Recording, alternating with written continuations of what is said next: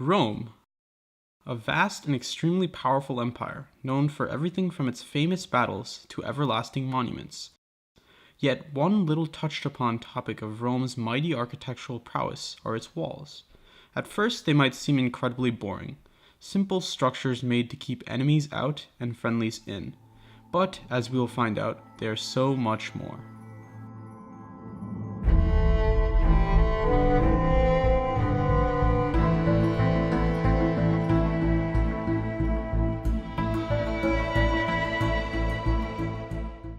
So, you are an expert on Hadrian's Wall, right? Yes, I spent 8 years as a Harvard janitor, so I know a thing or two about the Romans. So, tell us a little about the famous Hadrian's Wall. Well, during Emperor Trajan's rule from 9880 to 1780, Rome's empire expanded to great new frontiers, reaching the largest possible size their empire would ever see. However, when the royal power passed down to his adopted son, Hadrian, a new policy took hold. Emperor Hadrian wanted to firmly establish Rome's borders and dominance, especially in Britain. Instead of temporarily conquering lands and peoples, he wanted to create places where Rome had a permanent foothold. So Hadrian set out to do this through walls, the most famous of which being Hadrian's Wall, as it still stands today in Britain. Thus, through these mighty Roman walls, Hadrian sought to separate the civilized Romans from the vulgar Mexicans. The barbarians, creating defined borders. Beginning in 122 AD, Hadrian's Wall was built over 14 years by an estimated 15,000 to 25,000 soldiers. When completed, the wall spanned 73 miles from coast to coast, basically dividing Britain in half. Hadrian personally visited the wall during its construction. It was built in two sections, a smaller eastern section made out of stone, and a larger western section made out of turf. The eastern section was approximately 10 feet wide and 12 feet high, while the larger turf western section was approximately 20 feet wide and up to 15 feet high in places. Although this pales in comparison to a current presidential candidate's plans for a 55-foot-tall wall separating two countries, Hadrian's Wall was and would be the largest architectural accomplishment of the Romans. The wall wasn't just simply a wall. From coast to coast, the Romans also dug a ditch in front of the fortification. Directly behind, they constructed a road to allow facile movement of troops and supplies. Finally, the Romans excavated a lengthy earthwork known as the Wallum. The Wallum was a 125-foot trench with ramparts on either side, providing a final line of defense should any attack occur. Large parts of the Wallum exist today. Along the wall, approximately every 1/3 a mile, was a fort called a mile castle that contained a gate allowing passage through the wall, and two turrets overseeing the nearby countryside. There were also 17 super forts along the walls containing hundreds of soldiers. Surrounding these forts were towns and communities of native Britons, as who doesn't love the Romans? Traders, merchants, scholars, even women chased after the Romans. Unfortunately, Hadrian couldn't make the barbarians pay for the walls. After Hadrian, Emperor Antoninus Pius tried to be an annoying little bugger and make his own wall even farther north, known as the Antonine Wall. His wall was so obviously bad and so hard to defend that his successor, Emperor Marcus Aurelius, fell back to the Hadrian Wall. What a good guy, Marcus Aurelius. Then I guess people never learned because Emperor Septimus Severus tried to go back to the doomed Antonine Wall. Did he fail? Of course he failed. After his puny efforts, the Romans retained and occupied the Hadrian Wall for the rest of Roman history. Hadrian's Wall is often seen as Rome's most famous wall. However, there is so much more to be discovered. Let us travel back in time to the early Republic of Rome, a period of time full of battles and defenses.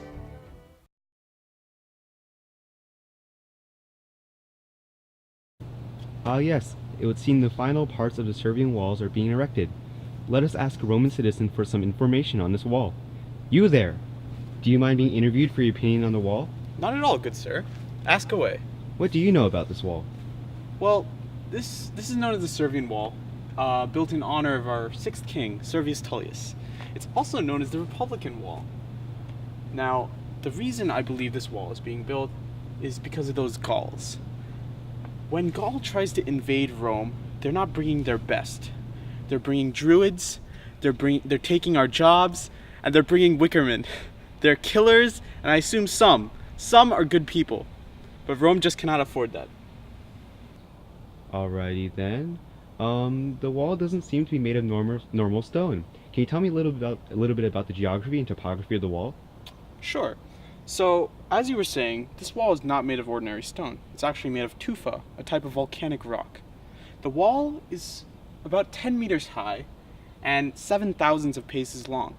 It encompasses all 7 hills and many aqueducts. These serve as checkpoints and custom houses. Wow, it must have cost a lot of money to build this wall. How did Rome ever get this amount of money or funds? Well, at the moment, the citizens seem to be paying for it, and we all seem to be accumulating a lot of debt. But sooner or later, Rome is going to make the Gauls pay for the wall. Wow, the wall seems to be built quite well, and it will serve well to repel Hannibal in about 100 years or so. In a couple thousands of years, people will be eating McDonald's in here quite happily. Wait, who's Hannibal? What's McDonald's? Oh, don't worry about that. You'll learn about that later. As we know, Rome eventually grew larger and expanded outwards into the Campus Martius, moving out from the epicenter of the Forum. The city's areas tripled and eventually had over 1 million people. The circumference of the Servian wall could not suffice for the growing city, but external invasions stopped for a period of time as well. That is, until the 4th century AD, when outside pressure from the barbarians and the east threatened the empire. Could you tell me a little bit about the origins of the Aurelian Wall? Ah, yes. So, as we know, during the 4th century AD, Rome was at risk of siege from barbarians, especially from the east.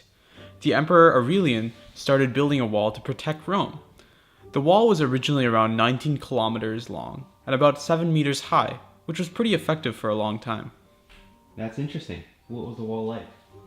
Well, the boundaries for the wall were established by taking the natural topography into account.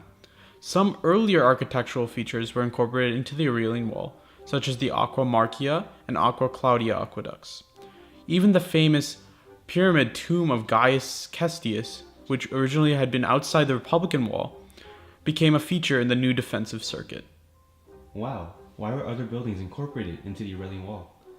Well, I would think that this was done to save time and allow the wall to be built at a lower cost. Ah, I see. So what other things were incorporated into the Aurelian Wall? Let's see. So the wall also included a square tower about every 30 meters or so.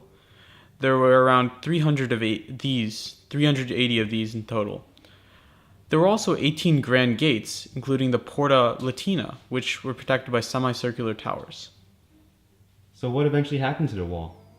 Well, it would be more than 100 years after the finishing of the Aurelian Wall before barbarians would reach the city.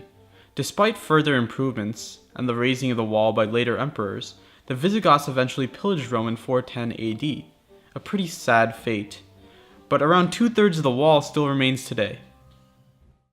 Although the walls of Rome were highly successful in defending against the attacks of the barbarians, the Romans also utilized walls effectively in offensive military campaigns. From defending encampments to enclosing enemies, the Romans showed incredible artistry in making use of their walls. Alright, today I'm interviewing Dr. Professor MD Will Kui of Raritan Valley Community College. How are you doing today, sir? I'm doing fine. Alright, since this is his PhD field, I'm going to be interviewing him about how the Romans used walls in their military conquest and how to use them to their advantage to win many significant battles. Alright, so can you tell me how exactly the Romans used walls in their military conquest? Well, I think it's better to start with an example. So, during the Caesar's conquest of Gaul, he chased his enemy Vercingetorix to a town called Alesia. So, this battle is considered to be one of his greatest military triumphs. As he describes in Book 7 of De Bellico Gallico Caesar, after pursuing his enemy to the fort, he proceeded to construct a wall around, trapping Vercingetorix's entire army inside. But after he heard that Vercingetorix sent out for reinforcements, he built a second wall, trapping his army inside both walls. So he basically shut himself inside a wall, inside two walls? Yes, and then when the enemy army came in, they were met with Caesar's defenses. So how exactly did these walls look like? Or like, how were they constructed? Well, his walls, first of all, the walls started, they built the walls up with towers between them, right? What were the walls made of? They were made of mostly wood. They cut trees from the nearby forests right? So then they built towers within regular intervals, right? And in front of these towers, they had 2 ditches. And one of them was filled with water, so to prevent enemy cavalry from getting past. And then they also built other small ditches, in which they filled with branches and other pikes, also to prevent enemy soldiers and cavalry from getting close to the wall. Despite being outnumbered 4-1, he was able to defeat the entire Gallic army, and it also allowed him to take over Gaul and gain control over that area. So this was the final step before Caesar could take over Gaul? Basically. That's amazing. Caesar was able to hold a strong defense and overcome the enemy's forces, defeating Vercingetorix in a shocking decisive victory. Of course, none of this would have been possible without the glorious strength and the tenacity of the Roman walls. Providing excellent cover and advantageous positions, Caesar seized the power of his walls to extreme profit. How would you describe Caesar's walls in a modern context? Well, Caesar, he definitely made the Gauls pay for the walls this time. There were also several minor walls significant during the Roman time period that played a major role in Rome's defenses. The walls of Lugo were built in Spain to defend against the wicked barbarians. In 2007, they were forever intertwined with the Great Wall of China in a diplomatic ceremony with China, our greatest trading partner. The walls of Constantinople, also built to defend against enemies, were expanded to deal with the evil barbarians after they sacked Rome. These walls still stand today, but I think that they should be called the Walls of Istanbul. Although not usually associated with Romans, the Western Wall was actually built during Roman times in 19 BC, and eventually they became a vital religious facet after Constantine the Great introduced Christianity to the Roman Empire. Currently, it is an important fixture for the 3 major world religions, although in my opinion, one of these should be banned from the wall.